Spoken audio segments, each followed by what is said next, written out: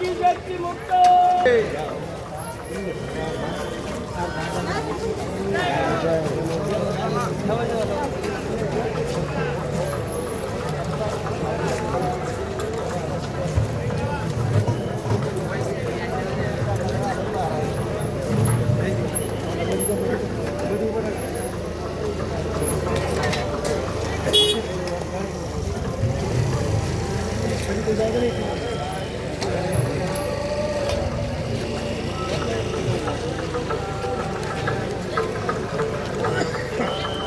मित्र ते कोळ पावन तो देश, जेथे हरीचे दास जन्म घेते.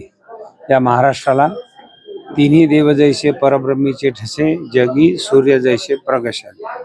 जगाच्या उद्धाराकरता ज्ञानोबाराय, संत श्रेष्ठ निवृत्तीनाथ, सोपान काका आणि आदिशक्ती मुक्ताबाई हे चार भावंड, हे चार रत्न, हे चार नावं नाही, भक्ती मार्गातील चार अवस्था ज्या कुळाने दिल्या, ज्या परंपरेने दिल्या, त्याचा उल्लेख होणं अगत्याचं आहे. आणि ते परंपरा, ते कुळ भक्त त्र्यंबक पंत मूळ पुरुष आधी. भक्त त्र्यंबक पंतांच्या कुळामध्ये असलेले गोविंद पंत हे आदिशक्ती मुक्ताबाईंचे आजोबा आहेत.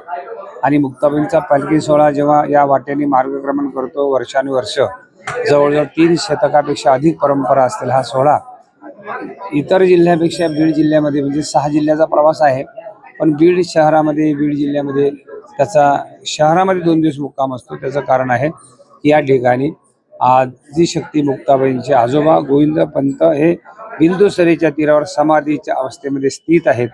आणि म्हणून आईसाहेबांचं आणि आजोबांचं वर्षाकाठी एकदा अतिशय हृदगत असं मिलन, त्यांची भेट या इथल्या सगळ्या मंडळींनी, या संस्थांचे अध्यक्ष आमचे आदरणीय अतिशय श्रीमंत श्री वाघमारे भाऊ, सचिव ढाके आणि आमचे ओहळ भाऊ आणि सगळे कारभारी या संस्थांचे, इथले विश्वस्त, इथले मानकरी यांच्या अथक प्रयत्नातून, सहभागातून दरवर्षी हा नेत्रदीपक सोहळा आदिशक्ती मुक्ताबाई आणि गोविंद पंत, म्हणजे अर्थात आजी आणि नाथ आणि आजोबांच्या भेटीचा सोहळा दरवर्षी होत असतो.